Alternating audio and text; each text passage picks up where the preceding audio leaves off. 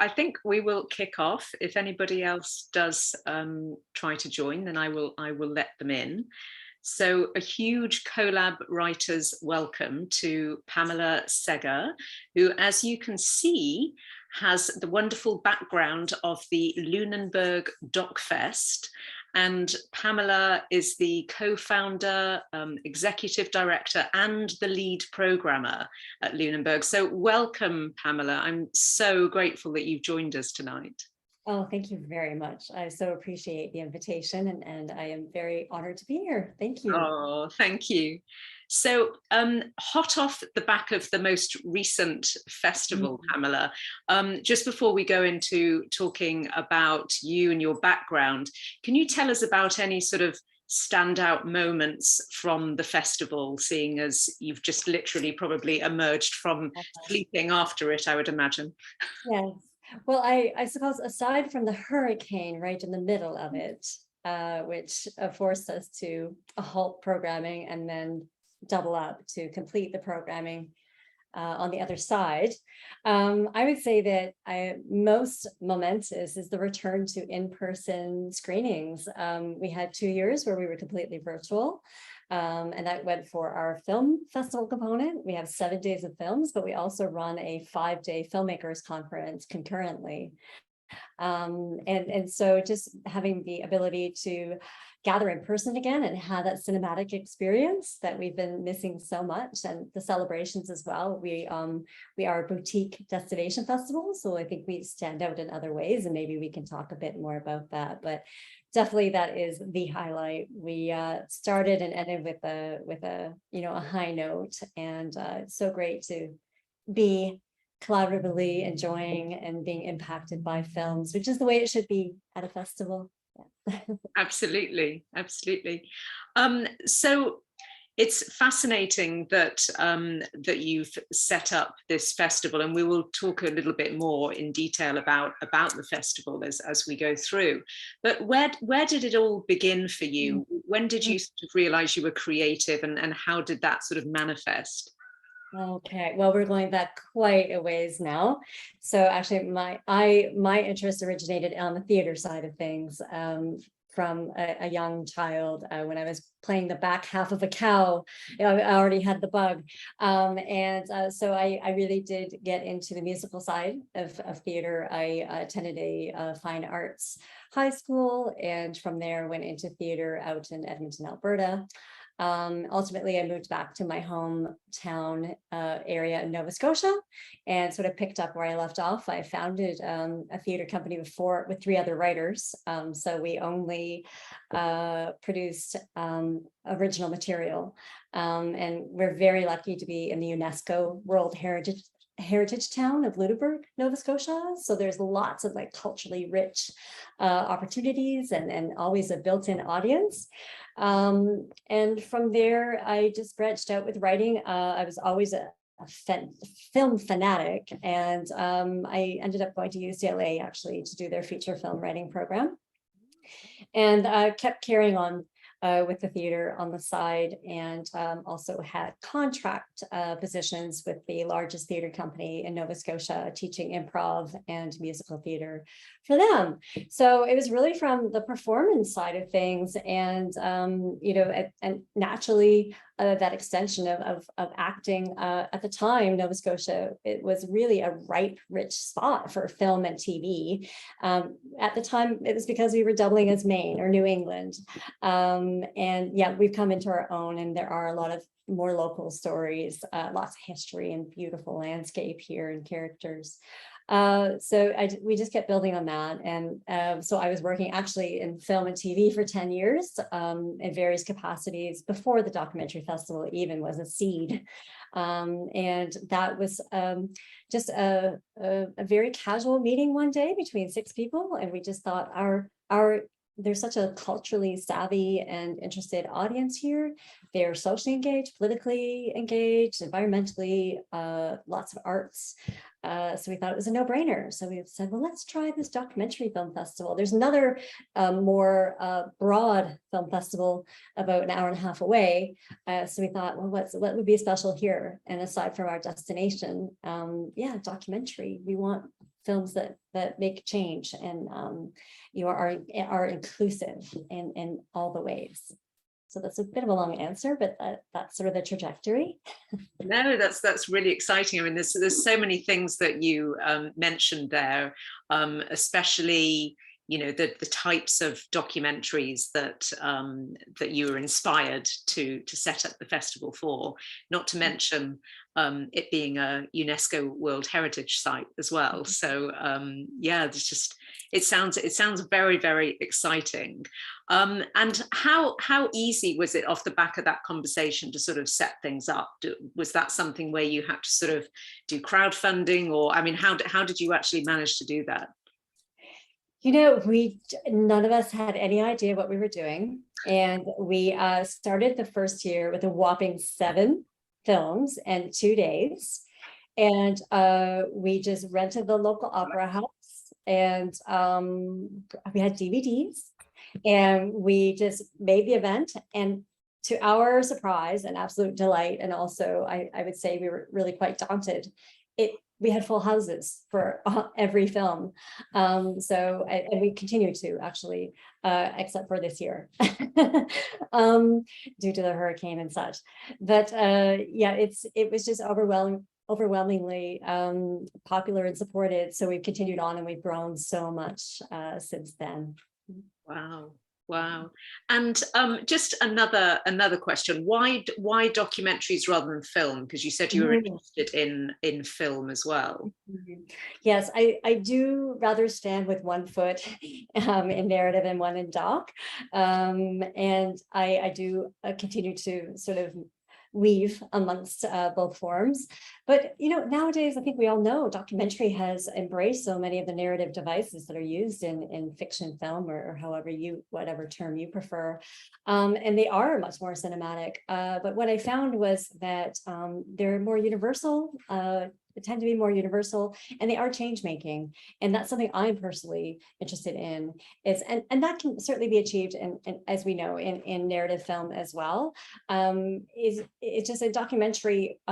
What tends to make our festival special is that we elevate a screening from a passive experience. So yes, we will screen an impactful or entertaining or educational or inspiring film, but then we'll take the subject matter and we will add an element that increases like the experiential component. So if it's a film about genetically modified food, we will pair it with, we've had a seed saving workshop and an heirloom tomato tasting after. Or if it's art-based, we'll bring in the video professor from California who will do a TEDx style talk on how to move your art from the still image to the moving image. We have really fabulous panels. They could be as far-reaching as the international housing crisis, which there's sort of a housing crisis here locally, so we bring it globally to local, and just all manner. Music's really popular, and we have 27 art galleries in our tiny little town here. So anything that's art-based, food-based, yeah, history, culture, you name it, social activism, we just pair it all. And I think, again, we're sort of engaging all of the senses when you come to our festival. Certainly the core is the film programming, but really it's about the evocative conversation and the change making that comes out of our program as well. Wow. I was actually going to ask, the next question was going to be sort of, you know, what distinguishes Lunenburg? How does it stand out? But, you know, you said, you've explained something that I didn't even know existed in the world. So it sounds really wonderful. And especially, you know, to use all of the senses as well, because I think often we want to do that when we're having a creative experience. We want it to be immersive in so many ways, but it's often limited to one or two of those senses. So that sounds really, really exciting.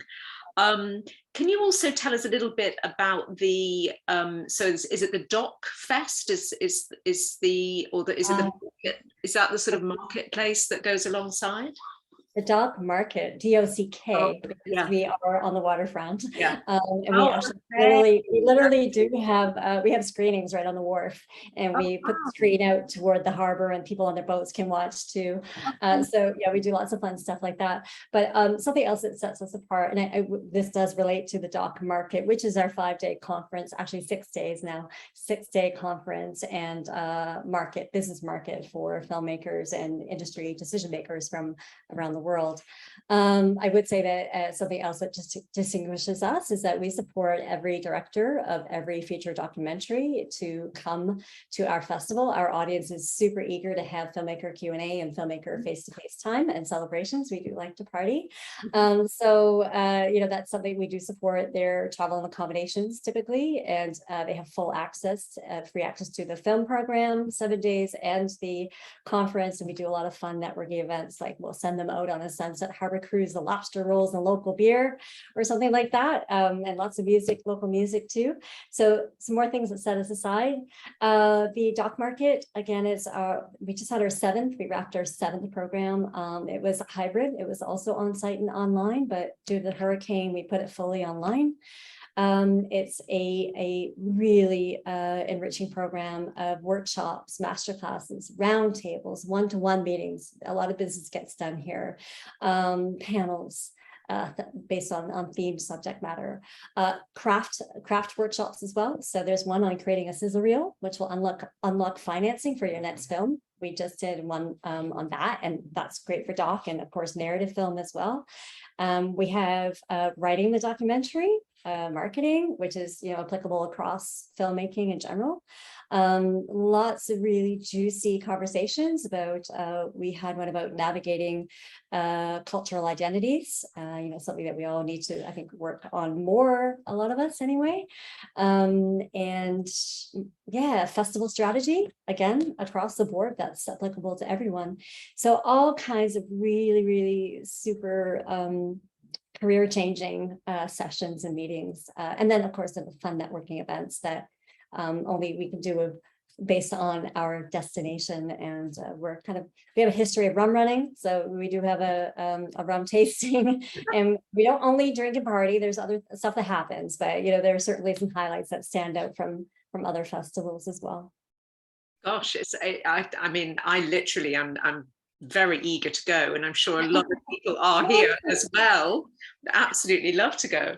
I know that you've also been involved in some of the co-exec producing a few documentaries as well. Can you tell us about those that you have been involved in, and what it was that sort of got you really interested in those particular documentaries? Oh, sure. Well, I will say that the majority are commission projects that I dream up with my programming team. I have a programming team of 8. I know when you introduced me, I sort of thought, oh, I kind of sound like a one-stop shop, but I do have a big team, at least a large team for this festival. So the programming team and we brainstorm what would be super compelling and unique and fun, and how can we make work for filmmakers in this region, and other artists as well. So every year we come up with at least 3 projects, thematic based, and we have free educational workshops, and we also just straight out commission established filmmakers to create works for us. So that's mostly where my executive producer hat is in the commission projects, and so we have things as community local based as free multi-month documentary filmmaking workshop for adults 55 plus, but then again we are going straight to a select number of established filmmakers, doc or not, and having them produce works, usually short works, but sometimes mid-length or feature.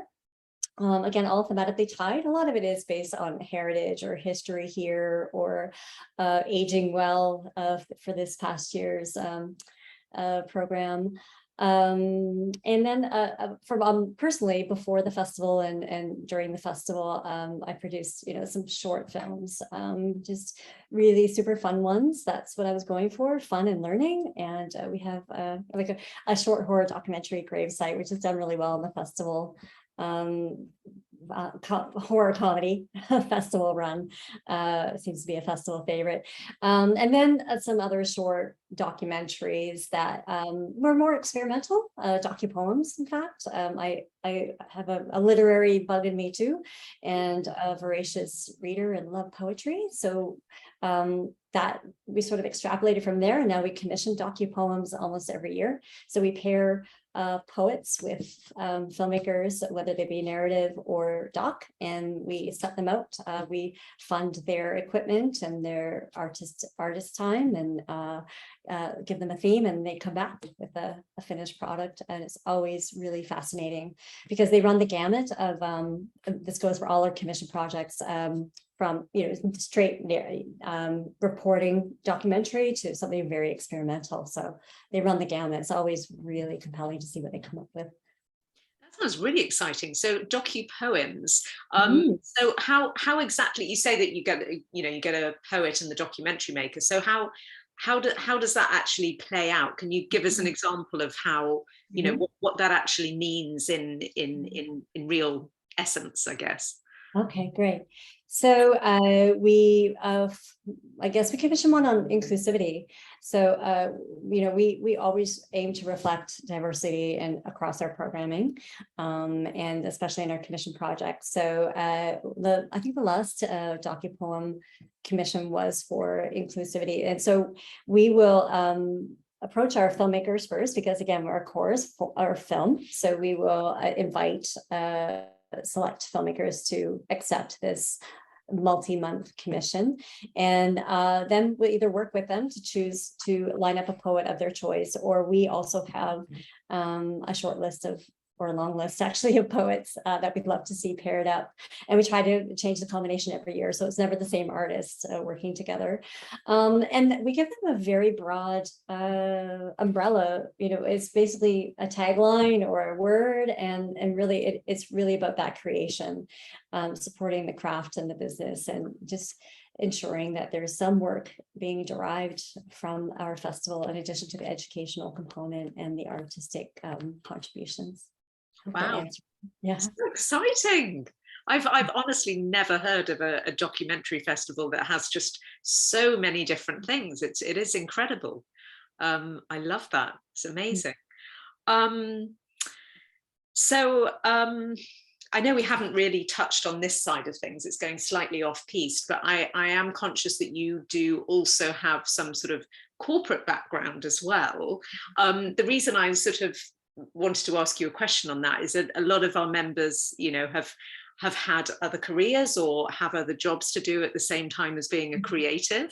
I guess I wanted to know whether that corporate role had helped you in running a festival, but also knowing what to look for, in any creations that you make yourself, just to sort of tease that out a bit, really. Sure. So I have a background in finance. When I thought, I think I was serving at the Hard Rock Cafe and having a great time, actually making tons of money. And I'm like, well, I should probably do something like reasonable. So I went into finance, and that happened. And it actually was really, really great, but it's sort of all consuming. The markets go on, as does film, really. But at the time, I left the office and everything was still around. So it was creative in its own way. And I think it really did inform my next choices. And I would say, from a producing aspect, having a financial background is just a gold mine, because if you have the creative bent, and you've got that core business and sort of math and sensibility and that organizational aspect, it's just truly beneficial from a producing standpoint. But I think I always tended toward the creative side, definitely for the festival. I am the executive director, so programming is my first love. I just want to hole up in a black box and watch films all day, every day. But that needs organization and management to happen. So I have a dream team of really great, lovely, talented people who make it all happen behind the scenes a lot of the time. But it definitely, it's hard to imagine because I do have that background.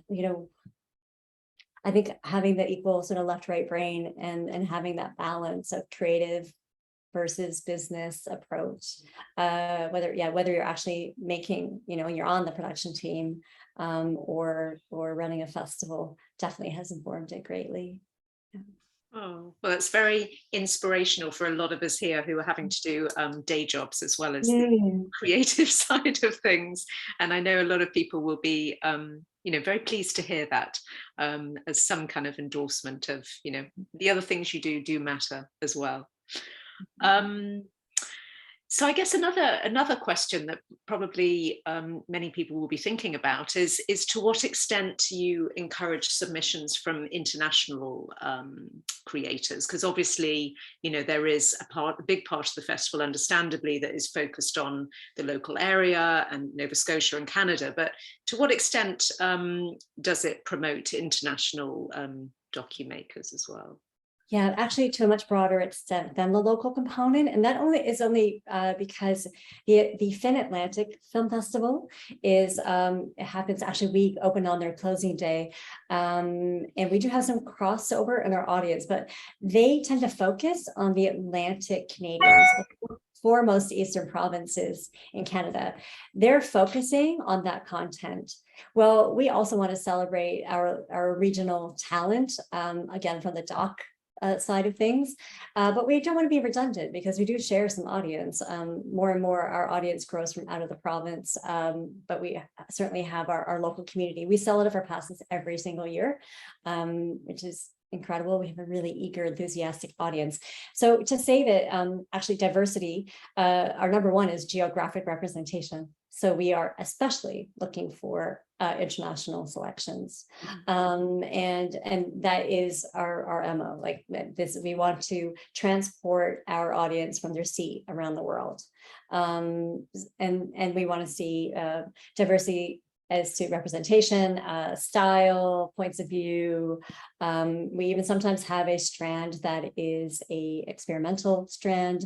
We do have space for 360, and we have a space for docudrama.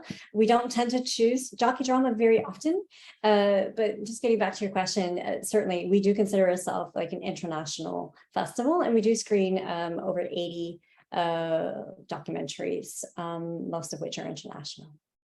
Fantastic. And in the categories of, so you mentioned short and then a feature-length documentary. Is that was it? And mid-length as well. And mid-length as well. So mid-length would be, for us, we consider 45 minutes is sort of the mid-length. So anything that's over 30, less than an hour, that we consider that a mid-length. But there's space for it, because what we love about those is, and there's not a lot of them out there, but we love that we can pair them with a short film or two. And we say more films, more better. So when we don't mind doing that, it's not a burden. I know other festivals find it a challenge to work mid-lengths into their programming, but we actually think it's a benefit. Wow. And for the shorts, how short can the short be? Is that a silly question? No, not at all. No, in fact, we get that question every year. Okay. And it's a good one. A minute. Yeah. We micro shorts. We're down for that. We also have one of our program highlights is that we bus in hundreds of students from the area, and so for a short films from around the world, actually it's called. And so but again, we love to also, aside from that, they like short work, so we do put short works together for them. But we also love to explore the boundaries of what is doc and who's pushing that boundary. And so we're interested in, in sharing those styles. And I think when we started, we went with like really broadly appealing documentaries, just to sort of warm up our audience or wave them into the festival experience, because there's never been anything like that here before. But now they're acclimated. It used to be that they wouldn't go to short film programs. Our first 2 or 3 years, we couldn't figure it out. And then word of mouth and just a personal experience, and now they love them. So it's yeah, we are definitely broadening the scope of our programming. Certainly we do have those sort of hot docs, the core sort of no-brainer blockbuster documentaries, but we also absolutely make space for again, something that is pushing the form in some way. But we love that. Especially with the sort of, the interactive type things that you were talking about earlier. It sounds that you do that incredibly well. Yeah. So I think Swati's just asked a question about what submission platform you use. Okay, we are exclusively filmfreeway.com, and we have been since year 1. We just wrapped up year 9 and going into year 10, and we've been thrilled with them since day 1. So we continue to stay with filmfreeway.com exclusively. Excellent. You like that, Elliot? Great. And obviously we have missed the latest festival. However, I know that you will already be gearing up for next year.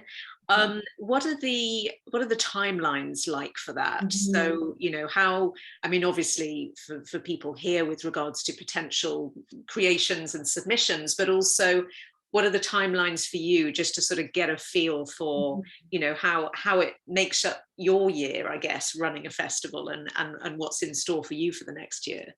Great. Well, there are a couple of strands to that question, answer actually. So we will open submissions for next year. The latest will be January. We are going to market, meaning we're starting to go on promotional missions as early as next month already. So we'll start in Montreal at the International Documentary Festival or Forum RIDM. And then we're on to Sundance and Berlinale and Cannes and Hot Docs. So we want to have, while we're out there promoting, we want to have our submissions open and easily accessible.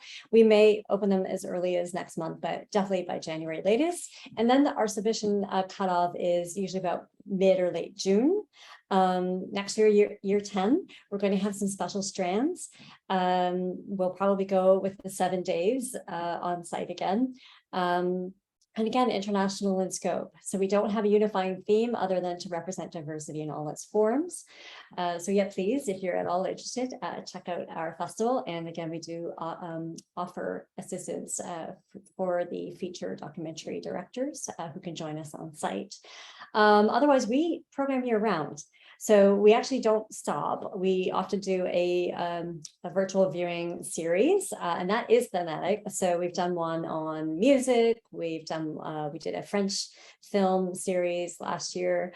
I'm not quite sure what we'll do this year. I know we have a lobster dock and dinner. There's a lobster crawl here in February. We'll partner for that and do something fun. We have National Canadian Film Day every April. And then we partner with local organizations or national organizations. Sometimes the National Geographic for World Ocean Day and what have you.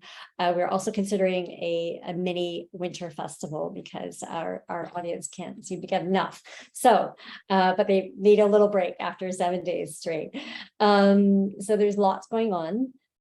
We also run educational sessions year-round, and we have a delegation of about 40 producers from the region that we help promote and create opportunities for as well.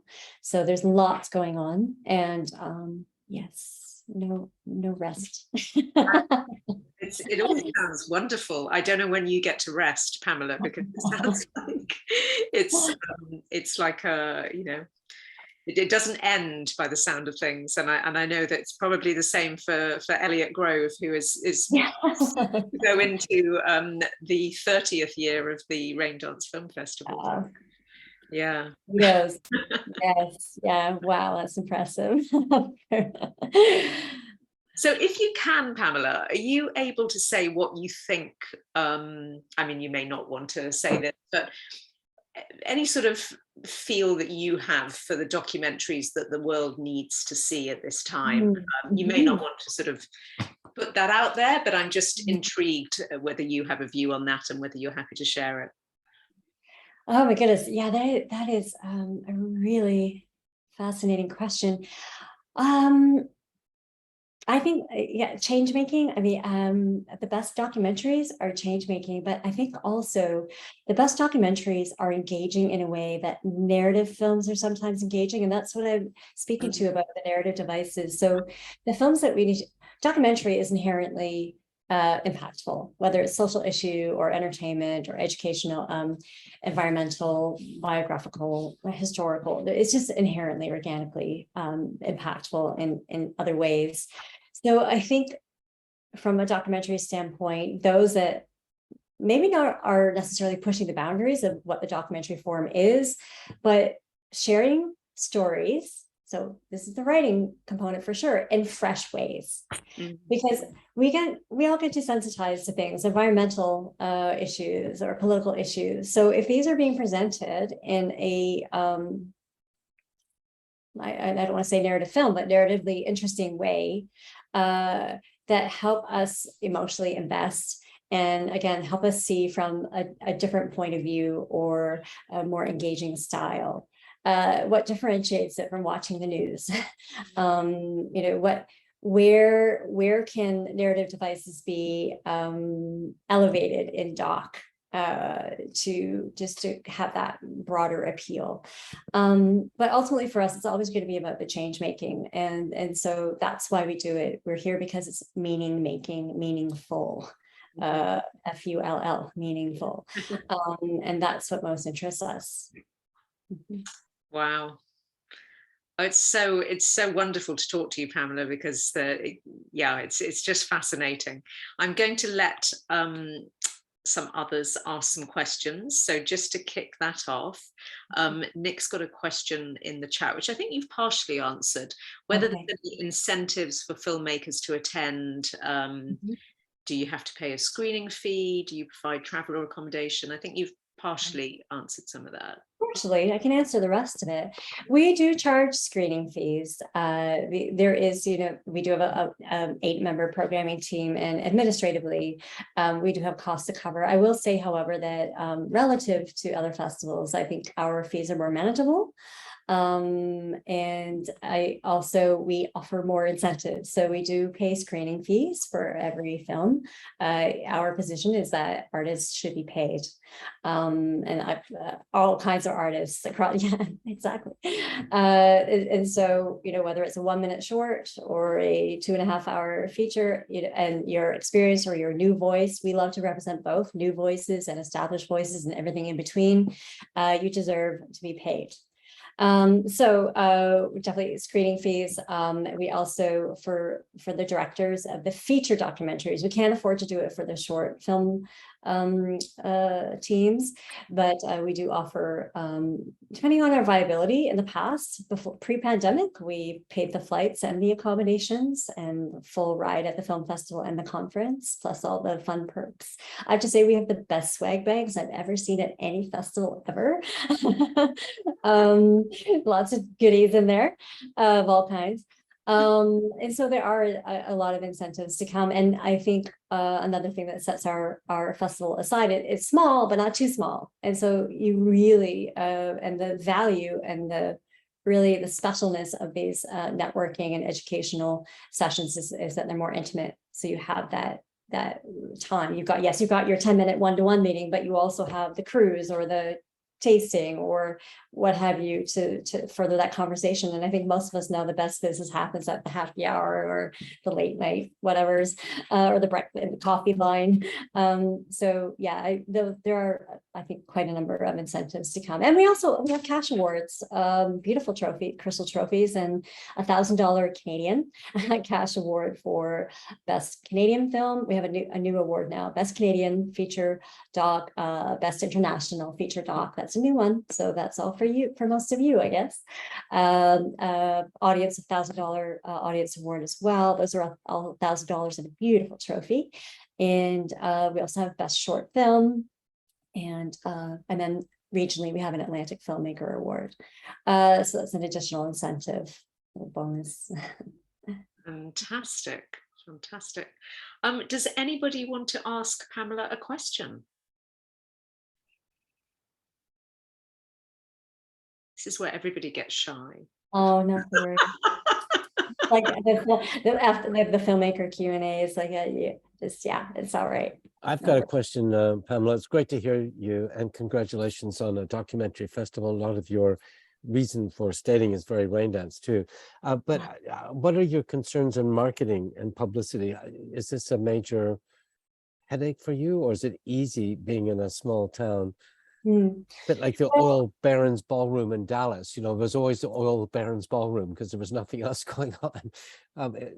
But do you find finding an audience, is that easy or difficult? I would say it was always easy, and I have to, knock on wood, because it's a factor of our population makeup. Our population does tend to be older, although it's growing younger. Actually, we have more families, and we have brand new schools and lots of new initiatives for youth amongst our own. We have 5 programs just for youth every year, generally. And so marketing promotion, well, we have several strategies. So locally, it's more about the engagement and the extra special programming. They love filmmaker Q&As, and that's just, that in itself is enough to have our community show up. I mean, our community alone they'll snap up the first 300 passes, and then beyond that is our guests from away. And we have about a quarter of our audience is from out of the region. We do have people who join us every year from Germany and across the States and Spain and France.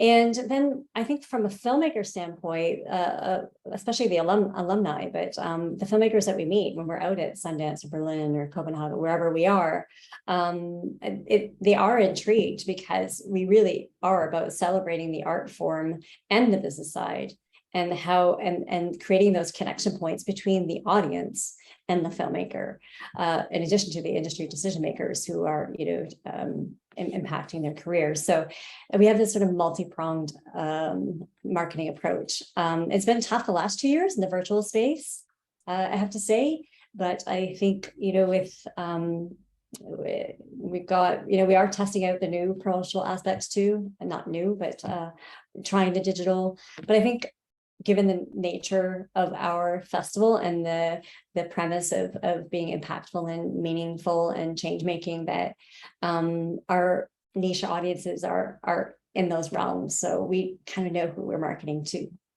And sorry to dominate here. This is like an Elliot speaking to Pamela thing. Do you have a premier status? I mean, do you have to compete with TIFF or anyone else? That's a great question, and I see Randall has his hand up. We do have a preference for premiere, at least regional. So Hot Docs actually is the largest documentary festival in North America, which is in Toronto, and they're in April, May. So we know we're not going to win out over Hot Docs. We rarely win out over Toronto International Film Festival to get a premiere status. So anything east of Toronto, so that would be the Maritime provinces and Quebec. That's what we're aiming for our premier status. It's not essential, but it does affect the screening fee, and it does affect the appeal overall to the audience. So it's a factor. It's not the determining factor. If we love that film, we're going to program it, but it's just a fact. We do like current year films. We have a strong preference for current year. Sometimes short films, we have much more leeway. We may go back a year or two. But ultimately we want the hot docs because our audience is savvy. They're watching docs all the year round. What we bring to them again is that that elevated experience, and that multi-dimensional experience. So I'm not quite sure I answered your question, Elliot, actually. Oh, you did, but I have 2 more quick. I'm sorry to dominate. Just mute me. I mean, do you go to the European festivals like IDFA or Sheffield? And I suppose you heard the news today that Edinburgh Film Festival went bankrupt. I did not hear that. I'm And so it is sorry to now hear over. 102 people showed up this morning for work and were told they were terminated without any, as of Oh, 9 o'clock this morning, boom, oh my gosh, terrible. that Yeah, is terrible. It's been a yeah. tumultuous time. But do you write films at IDFA or Sheffield, for example? So are we programming from there, or do I physically go there? Well, Oh, I would love to know if you went there and whether or oh, not you write their program. okay. So I have not been to, I almost went to IDFA coming up here, but I can only manage to get about 6 markets on our budget and in my timeline based on all the other programming that we're juggling at home. So we look to IDFA and we look to Sheffield.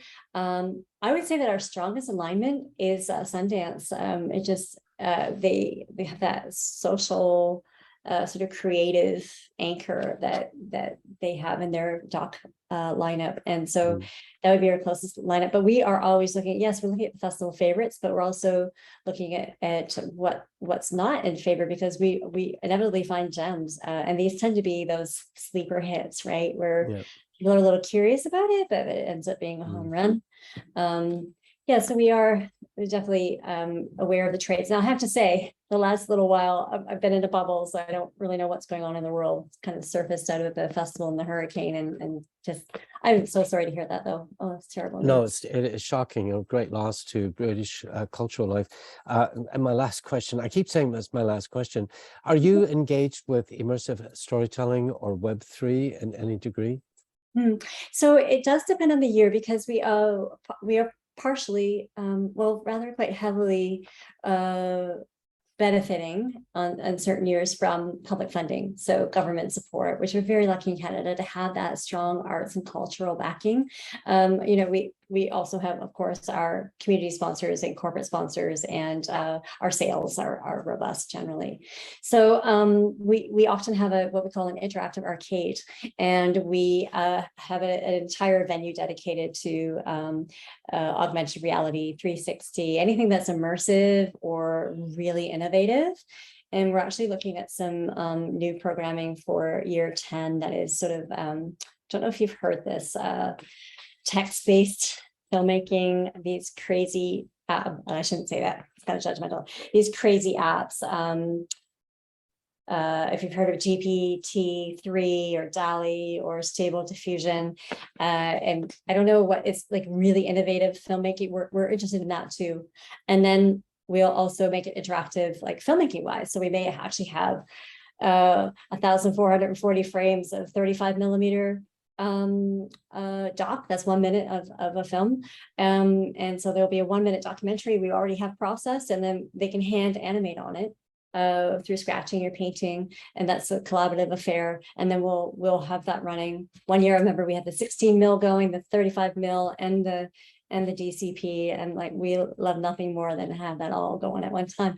But yes, we do try again to explore the boundaries of what is doc and what, you know, fact-based storytelling.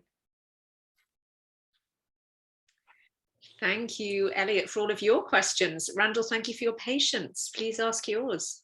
That's okay. I know my relative position compared to Elliot. Elliot, full disclosure, Elliot is also my boss, so you know there's that too. Again, congratulations on everything that's going on.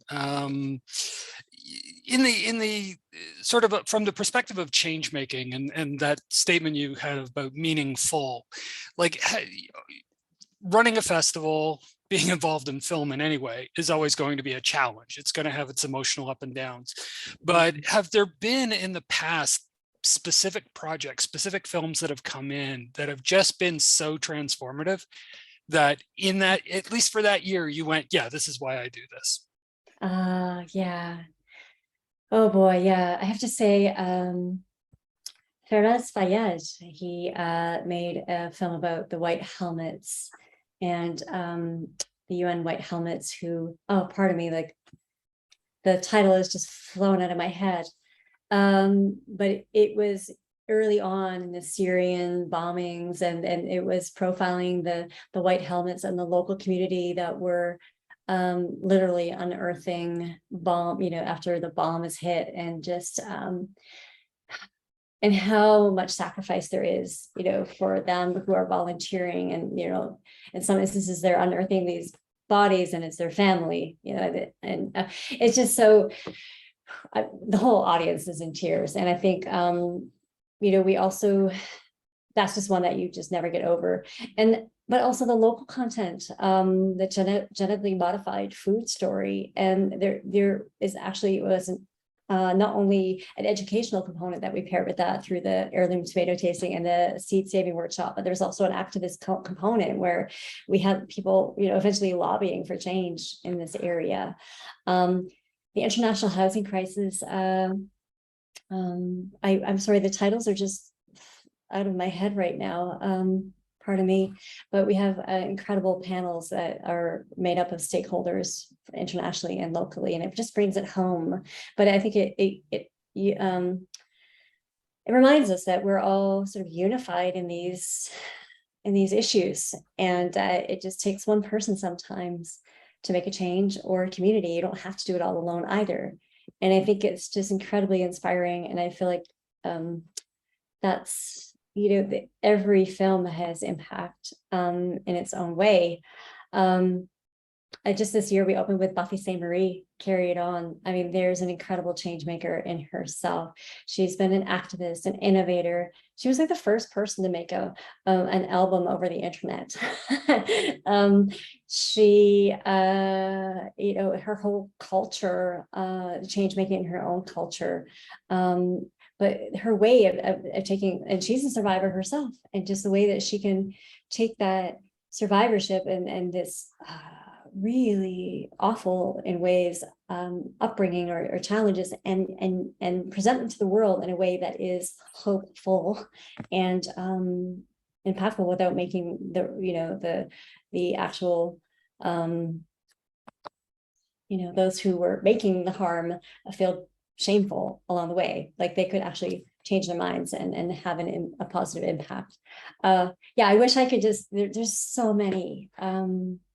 Yeah, that's a great question. And I'd list almost all of the films we've ever screened. Yeah. Thank you, Randall. Thank you. There is another question in the chat on the website. So Nick asked the question. It says that many workshops are cancelled due to the hurricane.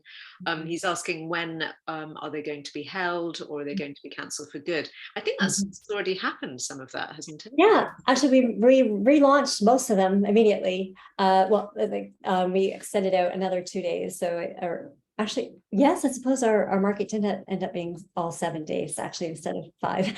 So we relaunched the sizzle reel, crafting your sizzle reel to unlock your unlock funding for your next film. That we relaunched 3 days later. The one panel that did not take place is the one on the international co-production with Ina Fitchman, who is an incredible, talk about a change maker, incredible producer in documentary in Canada, an iconic filmmaker, and Peter Raymond of White Pine Pictures as well, one of Canada's iconic documentary makers. They've just both very recently won national awards, the two of them. We also had Bob Moore lined up. He would be another Canadian icon. Anyhow, that panel did not happen, but it will. We're going to make it happen. Otherwise, we are relaunching The Launch, a $20,000 pitch contest. And that's happening next month. We don't have all the details lined up, but that will be taking place on site. We just couldn't take it online. It has to happen in person, and we're gonna have a celebration after too, industry reception and for audience as well. And otherwise, most everything but the networking. The cruise didn't happen because that was Hurricane Day. Yeah, some of the fun stuff, the fun socials didn't happen, but almost all industry sessions did happen in the virtual space. We are going to be uploading some of those to YouTube. And so some will be public and others will be accessible by those who had an industry pass. Because they did pay for the access, and so there's that access that comes along. But yeah, we'll be happy to share some of the lineup. Yeah, so do stay tuned because it just gets better every year. We're actually turning away some of the opportunities. I don't know, maybe we'll do it mid-year too. Maybe we'll have a mid-year smaller conference or such. But yeah, I hope that answers the question. Thanks, Pamela. Does anybody else have any more questions?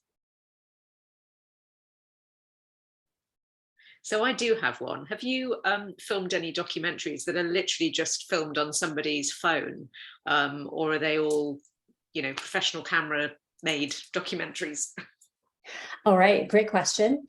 During COVID, we made a feature-length documentary on films only and a mid-length on smartphones only.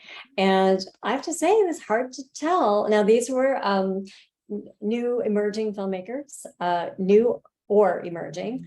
We also, just as an aside, again, inclusivity is in our programming is a priority. We do run 2 professional development and mentorship programs for underrepresented individuals in Atlantic Canada.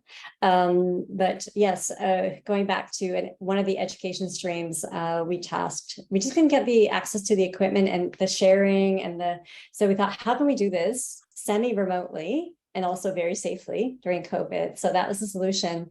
I'm happy to say most of the documentary was not Zoom interviews. They were actually out there capturing some live stuff from a distance. Yeah, so we've done short films, mid-length, and a feature documentary, all by smartphone. Those are all commission projects, but we see quite a few submissions come in that are smartphone submissions. Yeah. That's great. Fantastic. So final chance for any more questions? Yeah, Jenny, I don't have a question as such because I think everything has been answered so well by Pamela, anything that could come to my mind. So Pamela, I'm a filmmaker and I've been to a lot of festivals, but yours is, it's whatever I've heard from you, it's just absolutely incredible. The way you have addressed so many of the concerns that filmmakers have, whether, the screening, how would be the experience, and whether I'm going to get those opportunities for further career growth and opportunities for making my next project happen. You've addressed everything, so it's start to end, the complete life cycle, and your experience made such an incredible experience out of everything. So hats off, and I think you're doing an incredible job. Thank you so much. I'm looking forward to submit. Yes, good. That's perfect. Thank you. Thank you, Swati. Right, well, I think that's it for questions, unless anybody else has a burning question for Pamela. You can always, please do feel free to sign up for our newsletter. It's on our homepage, lunenburgdocfest.com, and we are of course on socials as well. And so you can find, if you think of something after the fact, just feel free to reach out. All of our team is made up of lovely, kind-hearted, generous souls who'd be happy. If I can't answer, they will. Yeah, we'd love to hear from you, and especially love to see your work. So thank you for joining, and best of luck with all of your projects. Oh, thank you so much, Pamela. It's been amazing having you and learning so much about such an exquisite, very unique festival. So congratulations to you on bringing that into the world. Thank you. Thank you so much, Jenny. Yeah, thank you, everybody.